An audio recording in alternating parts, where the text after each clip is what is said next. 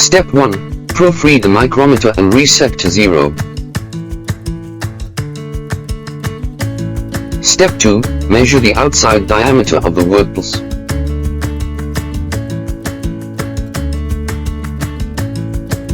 Step 3.